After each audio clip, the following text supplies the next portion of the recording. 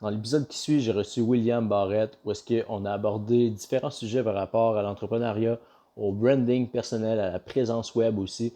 Donc, si tu veux en apprendre davantage sur comment performer sur les réseaux sociaux, comment faire ta place à travers les mille et une autres compétiteurs, qu'on pourrait dire, ben, c'est un épisode qui va te plaire. Si tu as aimé l'écoute, n'hésite pas à laisser un review, laisser un 5 étoiles, c'est super apprécié, ça aide à faire grandir le podcast. Et sur ça, ben, je te souhaite une bonne écoute. Alright, fait qu'aujourd'hui, je reçois William, j'ai rencontré à travers les réseaux sociaux. On va pouvoir nous parler davantage de son histoire, de l'entreprise qu'il a créée aussi sur le web. C'est super intéressant parce que j'ai apprendre à le connaître en même temps que vous, ce qui est super cool. Fait est-ce que tu peux prendre juste le temps de te présenter, qu'est-ce que tu fais, puis on pourra aller un peu plus en profondeur sur qu'est-ce qui t'a amené à ça éventuellement? Ouais, ben, comme tu l'as dit, je m'appelle Will pour les intimes. Puis, dans le fond, je suis le propriétaire de Nova Branding, qui est une entreprise spécialisée dans le domaine de l'image de marque, identité de marque, branding personnel. Fait que ce que je fais, maintenant, sur une base régulière, c'est d'aider des entrepreneurs qui travaillent autonomes à bâtir leur image personnelle en ligne. Fait que ça fait 4 ans que je roule ma bosse là, dans le domaine du web, comme tu l'as dit. Là, puis ça a fait que j'ai passé par différents passages, mettons, le stade de mon entreprise. Puis aujourd'hui, je suis vraiment rendu focus à bâtir des brands majoritairement là, personnels pour les entrepreneurs. Là. 100%, très cool. On va pouvoir aller en profondeur là-dessus parce que j'imagine que en 4 ans, il y a eu beaucoup d'apprentissage. Oui. C'est clair. Puis avant ces 4 ans-là, est-ce que tu étais dans le domaine, mettons, numérique ou complètement ailleurs? Ben, j'ai tout le temps été dans le domaine de la vente, mettons. Ok. Fait que je travaillais pour Bell comme vendeur de cellulaires. Puis je me suis fait approcher chez Starbucks. J'ai travaillé chez Starbucks pendant 4 ans. OK. Puis le Starbucks, c'est une Ouais. grosse impact dans ma vie. En fait, je bois énormément de café. Puis l'autre affaire, c'est j'ai rencontré plein de mes partenaires d'affaires d'aujourd'hui là-bas. Fait que ça a fait que ça a comme eu un bel impact. Mais je m'étais fait approcher par un propriétaire d'agence marketing chez Starbucks quand que je travaillais là parce que je parlais dans ce temps-là, je voulais me partir en fait, c'est drôle parce que je voulais me partir une marque de linge de gym. C'est vrai. Fait que puis le gars est passé pendant que moi je parlais de ça. Puis là, il me dit hey, il me semble que t'as l'air intéressant. Fait qu'il dit ça te tenterait-tu qu'on jase? Puis finalement, de fil en aiguille, j'ai fini par travailler pour lui pendant 2 ans. Puis qui avait une agence de marketing web, faisait publicité, site web, SEO. Fait que c'est vraiment là que j'ai commencé à toucher, mettons, au domaine du web, c'était quoi, puis tout le tralala autour de ça. Là. Fait que c'était une super école. J'ai fait directeur de compte, directeur des ventes pour la compagnie pendant une couple d'années. Puis rendu au COVID, j'ai décidé de me lancer ma business vraiment indépendamment de mon 100%. bord. Puis, mettons, dans ton parcours à Starbucks, là, est-ce que, je veux dire, pendant un bout, tu servais les cafés, tu étais la personne en avant? Ouais, non, ça, j'étais barista. Là. C'est moi qui Ouais. faisais le café. Tu venais voir un grand latte, 2 sucres, c'était moi qui te le faisais. Là. Puis, mais j'étais aux études à ce moment-là, dans le sens que j'ai étudié, j'ai un parcours académique un peu atypique. Là. J'ai été en gestion de commerce au cégep pendant. En fait, j'ai fait 4 cégeps. Bon. D'ailleurs, je disais souvent en joke que le gouvernement pourrait sûrement m'engager pour aller faire des visites guidées des cégeps parce que j'ai des études faites. Mais j'ai fait 4 cégeps différents. J'ai commencé une technique en gestion de commerce, je l'ai pas fini. Puis mon API, dans le temps, m'avait dit hey, c'est comme. J'étais sur le bord de couler un cours, faire une histoire courte, puis mon API me dit ben, tu as 2 choix. Soit que tu fais un DEX en mention, tu t'en vas à l'université directement, mais tu n'as pas le choix parce que si tu décides de faire un DEX en mention, ben, tu as un DEC en rien. Fait que là, moi, j'étais comme je vais aller à l'université, c'est sûr. Je vais à l'université, finalement, j'ai fait comme 5 cours, puis j'ai lâché pour m'en aller en marketing. Fait que ça a été un peu la running gag de comme j'ai un deck en rien, puis presque qu'un certificat. Là, mais c'est ça, ça a été plus une job étudiante, je te dirais. C'est juste que j'ai rencontré des très bons amis, des partenaires d'affaires avec qui je fais encore affaire aujourd'hui, je les ai rencontrés là-bas. Ma blonde, je l'ai entre autres rencontrée là-bas. Fait que ça a fait que genre ça a été vraiment un point tournant, mettons, dans ma carrière qui a fait qu'encore aujourd'hui, mes clients, j'ai rencontré chez Starbucks. Fait que le café, puis, mettons, cette place-là, comme collé à mon branding pendant des années. Là. Je vais faire un point là-dessus parce que je suis vraiment curieux, mais j'imagine qu'il y avait une énergie ou une attitude que tu dégageais pour que les gens connectent avec toi pendant qu'ils allaient chercher leur café, tu sais, parce que mettons, il y a 2 typiques. On peut voir la personne qui travaille au service à la clientèle, puis que cette personne-là, on dirait qu'elle n'a pas eu une belle journée, puis qu'elle est marabout, puis c'est l'énergie qu'elle transmet. Il y a l'autre opposé, qui s'est fait, on peut dire, des milliers de dollars parce que tu as travaillé en tant que barista au Starbucks. Tu sais. Fait c'était quoi qui avait de différent? T'as une énergie ou qu'est-ce Ben, en fait, j'ai tout le temps été quelqu'un de gêné à la base en plus. Fait que c'est quand même weird, cette dynamique-là, mais moi, je tripais vraiment sur ce que je faisais là-bas. T'sais, moi, encore aujourd'hui, je suis un gros fan de café. Puis Starbucks, en tant que compagnie, je la trouve super cool. Je trouve que c'est une belle étude de cas, mettons, sur une entreprise qui a vraiment su bâtir un brand solide. Ouais, exact, ça a démarqué. Puis autant au point de vue l'expérience consommateur que l'expérience employée quand tu travailles là-bas. Fait qu'ils sont vraiment, vraiment ça coche pour ça. Fait que je pense que ça transparaissait beaucoup quand que je travaillais, que j'aimais connecter avec les gens. Moi, je suis en affaires parce que oui, j'aime le domaine des affaires, mais surtout parce que j'aime le monde. Moi, j'aime parler avec les gens, j'aime connecter, comprendre leur histoire. Fait que je pense que ça a été beaucoup ça. Puis je trouve que entre deux cafés, mettons, c'est tout le temps dans un moment un peu plus décontracté de se dire justement que tu parles aux gens. Les gens finissaient par s'ouvrir, puis qu'on se mettait à se jaser, puis à faire comme, hey, finalement, il y a plein de choses qui en sont sorties de ça, mettons. Là.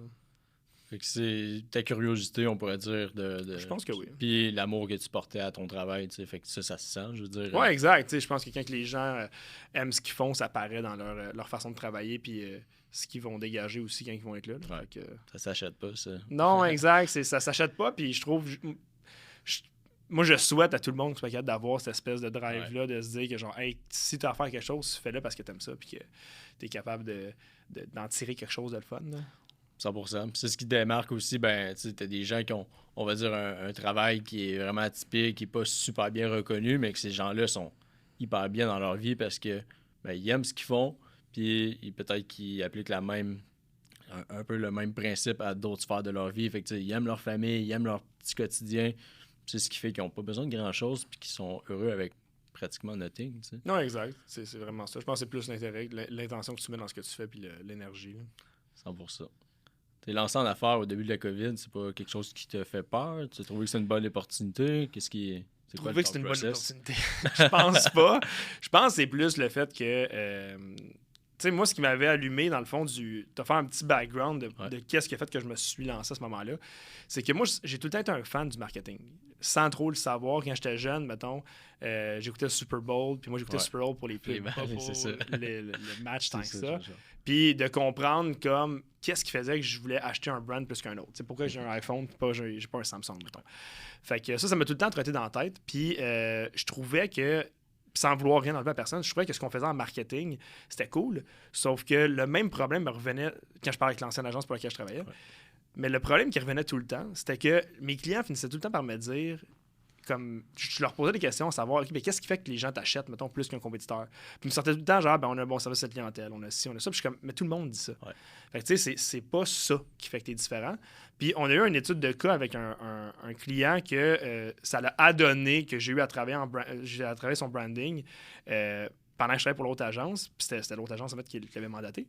Puis ça avait super bien été. Ça a donné un résultat malade mental. Puis on dirait que ça a comme ouvert une porte dans ma tête de me dire ben, clairement qu'il y a quelque chose à faire dans cette direction-là. Puis je pense qu'on est capable d'avoir un impact solide. Fait que quand le COVID est arrivé, tout a fermé. Là, moi, j'étais j'étais pogné chez nous à me dire OK, ben je fais quoi avec tout ça? Puis j'ai tout le temps eu cette fibre entrepreneuriale-là aussi. Elle me disait j'ai le goût de me lancer. Puis à ce moment-là, j'avais un partner aussi qui était avec moi dans Nova. Puis on s'est juste appelé, puis il a fait comme genre hey dude, moi je me lance. Ça te tente d'embarquer. Puis là, moi à ce moment-là, j'ai 22 ans, si je me trompe pas. Fait que, tu sais, je suis quand même jeune, j'habite chez mes parents, puis je me dis, OK, cool, on va voir ce qui peut s'en découler. Puis finalement, on s'est lancé là-dedans, puis je pense que c'est comme juin. En fait, ça va faire 4 ans là, que je suis en affaires en août qu'on est incorporé. Là. Fait que été 2020, on se lance là-dedans, puis on verra ce qui arrivera. Là. Exact. On va pouvoir parler, ben, tu sais, c'est sûr qu'il t'est arrivé plein de défis, puis plein d'apprentissages à travers tout ça. Fait ça a été quoi, mettons, là, tu as décidé de te lancer à 100% à travers tout ça, les plus gros apprentissages que tu as fait dans les 4 dernières années à travers les défis que tu as vécus? Ben, tu sais, je te dirais d'être capable de dealer avec un partner, ça a été un bon challenge. Ça, c'est quelque chose à y réfléchir. Puis, on est encore en très bon terme, moi puis lui. On s'est séparés il y a 2 ans. Okay. Puis, ça va super bien. Lui, il a continué sa business de branding de son côté. Fait qu'aujourd'hui, on fait des affaires un peu différentes. Lui, il est encore, je pense, je ne vais pas parler à sa place, mais beaucoup plus dans le branding corpo. Moi, je me suis vraiment focus sur le branding perso avec les entrepreneurs plutôt. Mais tu sais, je te dirais ça, d'être capable de dealer avec des gens, qu'on a tous des caractères un peu différents, on a tous des opinions différentes sur certaines affaires. Fait d'être capable de jouer avec tout ça. J'ai eu une équipe pendant un certain temps, j'avais des employés puis tout ça. Fait que ça fait que ça a quand même été un bon challenge de se dire comment on fait pour rendre tout le monde heureux, s'arranger que tout le monde s'entende, que les gens se pèlent pas ses pieds puis que ça soit pas il n'y ait pas de conflit au travail. Fait que tu sais, ça savait que ça a quand même été un bon enjeu, je te dirais. Là. Ah ouais, quand tu te mets à gérer des humains, c'est un peu ça, avoir des employés aussi, puis une équipe, tu sais. Fait que c'est un autre travail qui est complètement différent. Tu n'es plus, mettons, seul en tant que juste travail de branding. Tu as un autre travail à emmener avec ça. Exact. Puis je pense que, tu sais, avec le temps, puis je pense que beaucoup d'entrepreneurs vont venir à le vivre probablement, c'est de se demander à un moment donné, c'est quoi tu veux concrètement. Parce que, tu sais, il y a beaucoup de monde, tu sais, avec le hustle culture, mettons, en ligne, qu'on voit de se dire, hey, je vais avoir 8 Lamborghini, puis d'avoir, genre, une multinationale. Ouais. Comme moi, je l'ai vécu de se dire que ma compagnie a quand même bien grandi rapidement. Après ça, on a pris un plateau, mais comme au début, ça a quand même. Je me suis plugué avec des bons clients qui ont fait que on a quand même eu un bon air d'aller. Puis de te dire que tu as des employés, que tu as un bureau, que genre tu as un certain nombre de clients qu'il faut que tu desserres, que tu as. Ben, le stress qui vient avec ça, les coûts qui viennent avec ça aussi, c'est des affaires considérables. Tu sais, les gens, souvent, quand ils se lancent en affaires, sont comme moi, je aim to the moon, puis c'est correct. Mais comme je pense qu'à un certain moment donné, puis c'est ce que j'essaie d'expliquer à mes clients des fois, c'est de leur dire.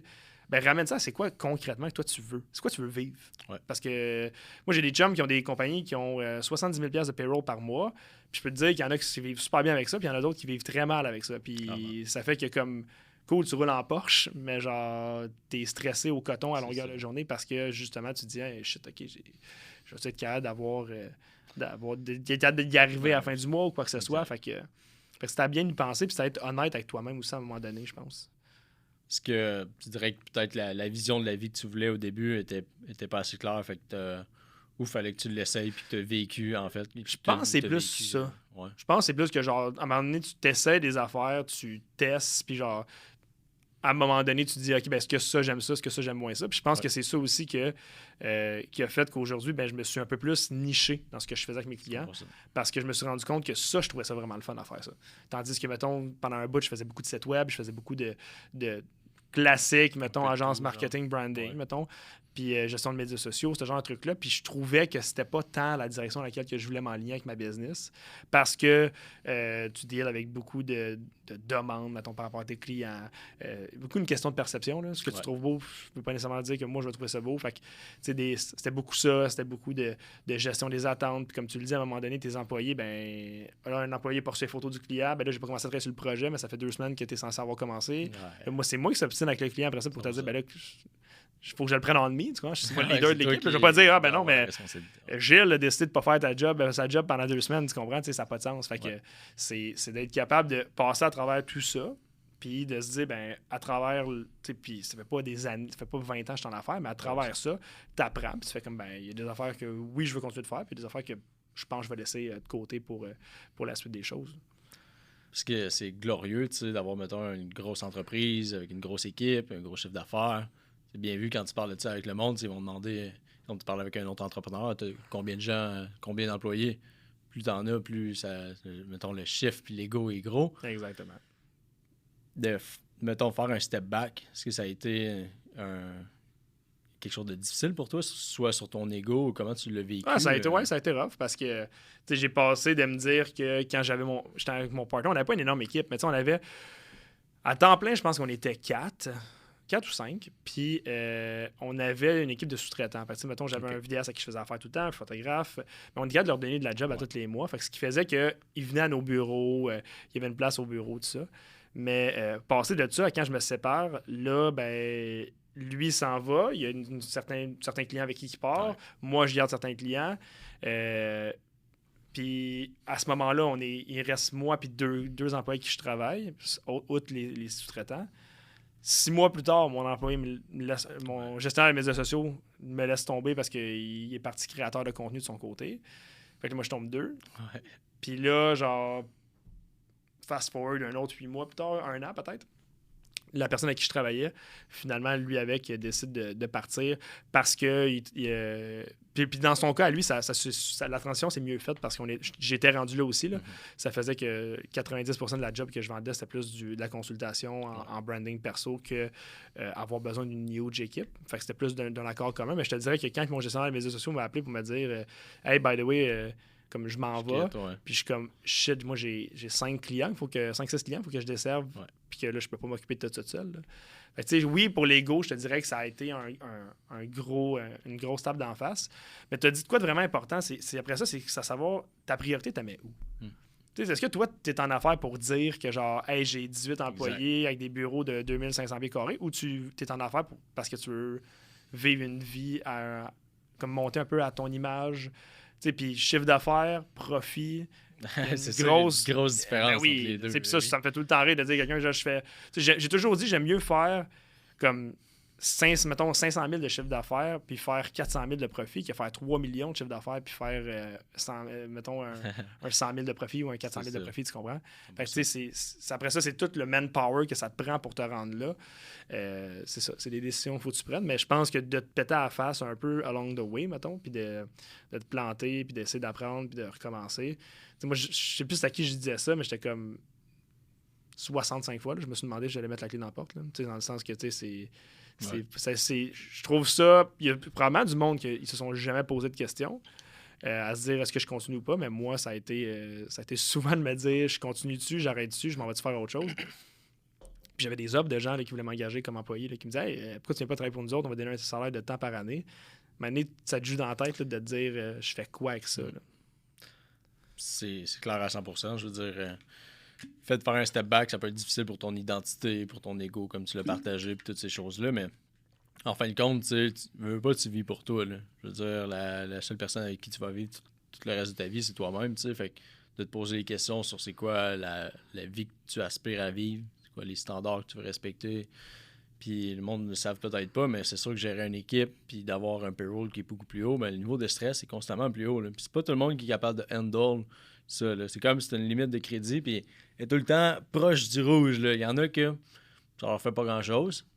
Ils vont dealer avec, puis il y en a d'autres qui vont capoter. Là. Genre, ils dormiront pas la nuit à cause de ça. Ouais, exact. Ils dorment pas la nuit, effectivement, ça va jouer dans d'autres sphères de ta vie, ça peut jouer dans tes relations, tu sais.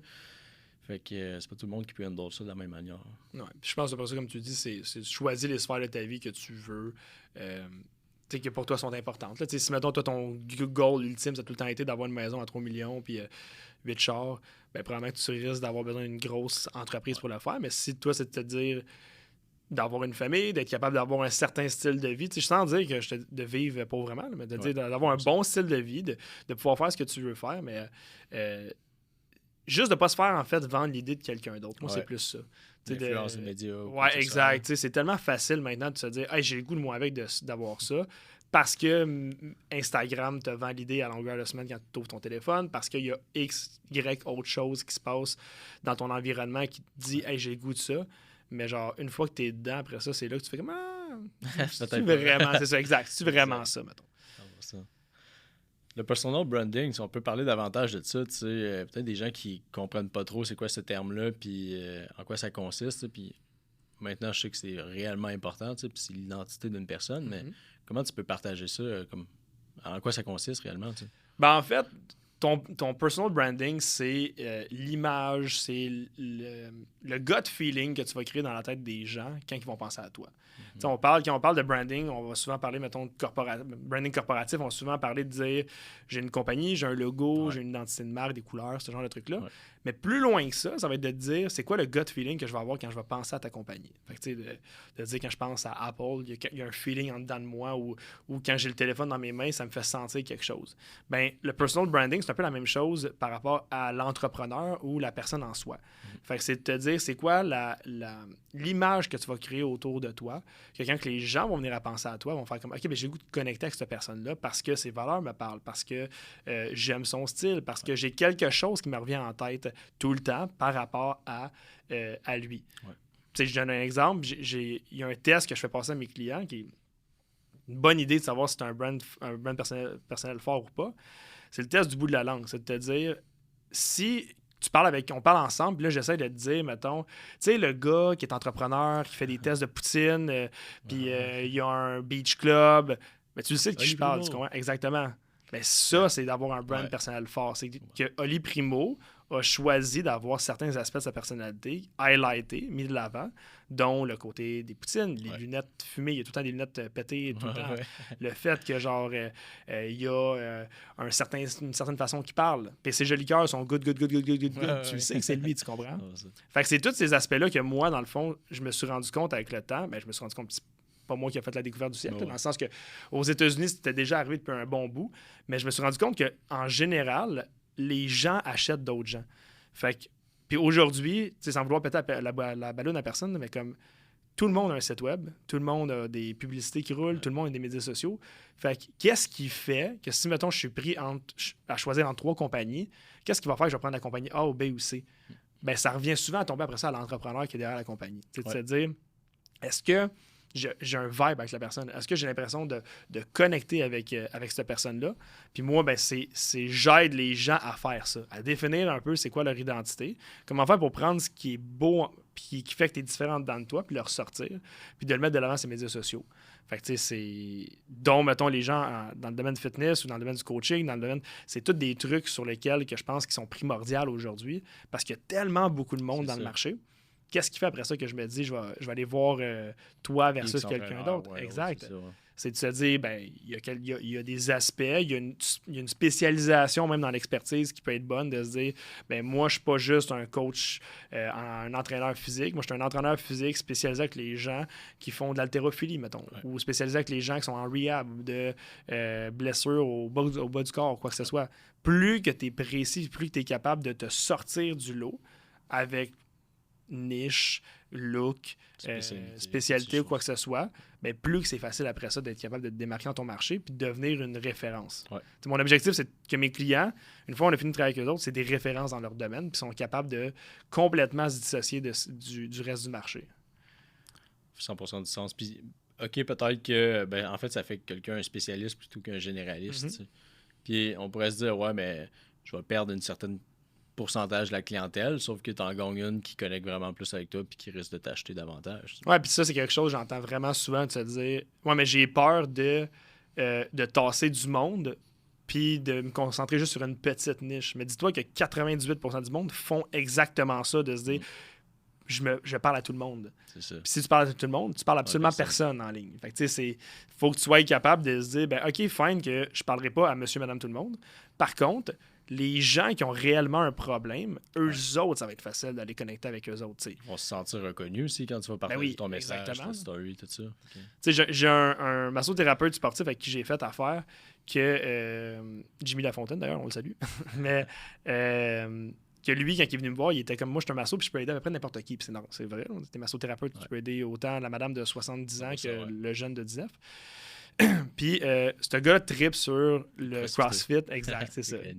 CrossFit et le fitness. Puis ce qu'on a fait, c'est qu'on lui a dit, ben, à place de parler à tout le monde, concentre-toi sur ces gens-là. Anyway, c'est les gens qui sont le plus payants avec toi, parce que c'est ceux qui vont tout le temps revenir te voir parce qu'ils ont tout le temps des problèmes. Ouais, puis, outre ça, ils ont des problèmes spécifiques.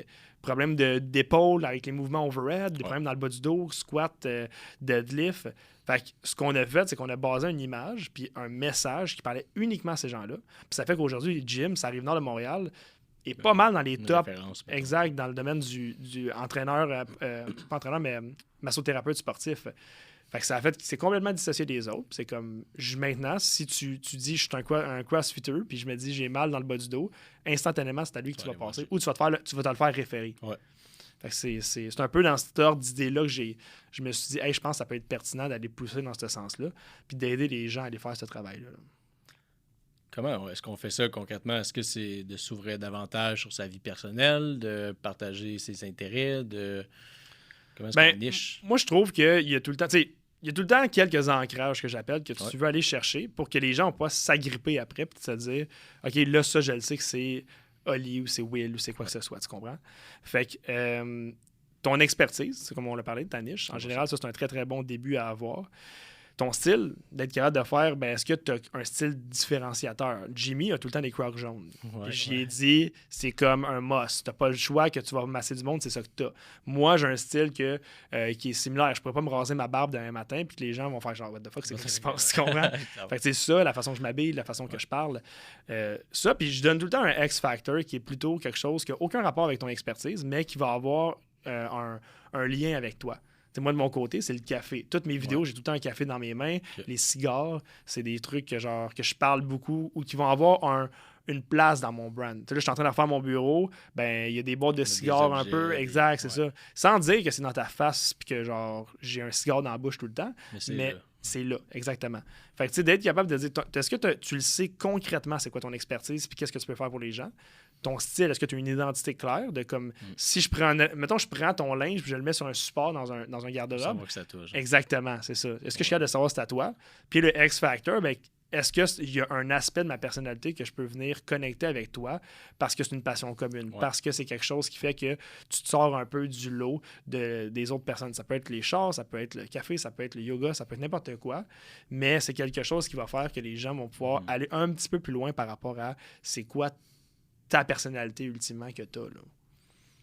C'est vraiment bon, ça. Parce que c'est ces petits éléments-là qui vont te différencier d'une autre personne, tu sais. Puis je pense que le branding, au début, tu l'as partagé tantôt, surtout par rapport à corporatif, mais les gens sont portés à, logo, typographie, les couleurs. Effectivement, ça a une place, mais peut-être pas autant qu'on le pense. Là. Ou bien, mettons, un premier investissement, faire un site web avec un logo. À quelle place tu penses que, vis-à-vis de l'importance, tu es mieux de miser sur ta personne puis ton message plutôt que de faire, mettons, un site tout web, dépendamment c'est quoi tu fais, mettons. Là. Ouais. Je te dirais que tu es un expert, fait que, mettons, coach, consultant. Service. Exact. Entreprise de service, moi, je te dirais que tu peux faire un long chemin sans avoir un site web. Ou du moins avoir une page, juste un one-pager qui explique grosso modo c'est quoi tes services. Mais ce qui va faire que les gens vont t'acheter, dans 90% du cas, c'est toi. Même moi, de mon côté, il y a certains de mes clients qui ne savent même pas que Nova Branding, c'est ma compagnie. Ils savent quand je leur envoie le bill parce que c'est marqué dans le haut de la facture. Mais eux, ce qu'ils achètent, c'est Will. Fait que, c'est un peu la même affaire du côté de n'importe qui en fait qui se lance en affaires.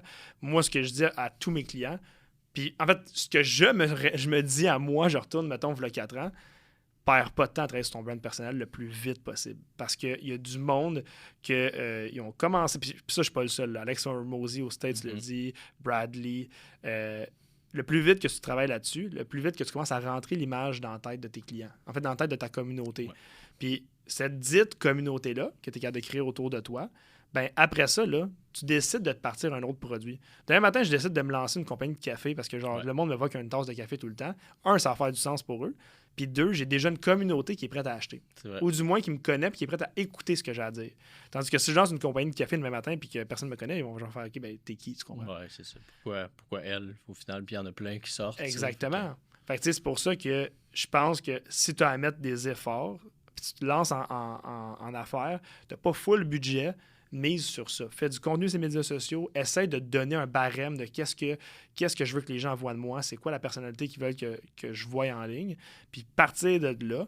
Ensuite, là, tu mets tes building blocks pour le reste des choses. Là, tu te refais un site web après, si tu veux t'en faire un, monter un logo, quoi que ce soit.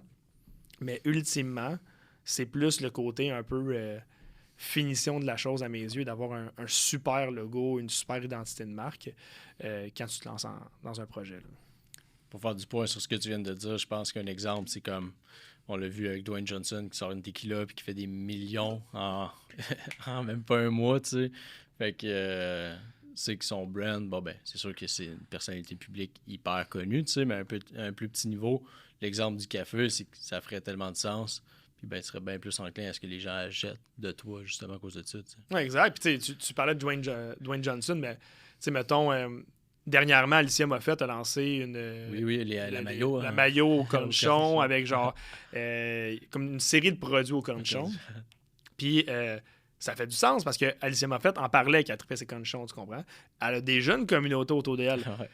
Qu'est-ce qui fait que son investissement, à des risques son investissement en se disant je vais investir des milliers de dollars dans un projet que je ne sais pas si ça va pogner, mais c'est qu'elle sait qu'elle a déjà, je dis n'importe quoi, mais 200 000 personnes qui la suivent sur ses médias sociaux, qui connaissent sa personne, qui connaissent ce qu'elle fait, puis qui vont probablement être prêtes à acheter. Fait que c'est un peu...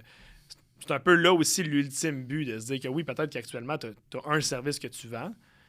Comme mettons dans le cas de Dwayne Johnson, tu es un acteur. Ouais. Mais comme après ça, qu'est-ce qui te fait pas dire que tu vas avoir 18 autres compagnies? C'est ça. Puis les 18 autres compagnies vont être beaucoup plus faciles à lancer. Ils vont bénéficier de ce Ils que vont t'as fait. bénéficier. Ah ouais, Exactement. 100%. Fait que ça va t'aider dans tes autres projets externes par la suite. C'est vraiment ta fondation sur laquelle tout va se bâtir par la suite, puis qui va faire que les gens vont être capables de... en fait, prenons l'exemple d'Olivier Primo, probablement son brand personnel est la raison pour laquelle il y a des gens qui viennent sûrement lui porter des plans d'affaires ses genoux à longueur de semaine. Tu comprends? Tu vas dire, hey, j'aimerais ça que tu investisses là-dedans. Ouais. Hey, j'aimerais ça qu'on regarde si on peut pas faire quelque chose par rapport à ça. Parce que les gens ils font comme il est tellement présent dans la culture québécoise, la sphère entrepreneuriale québécoise, que je veux. Il génère de l'attention autour de lui, puis je veux en bénéficier.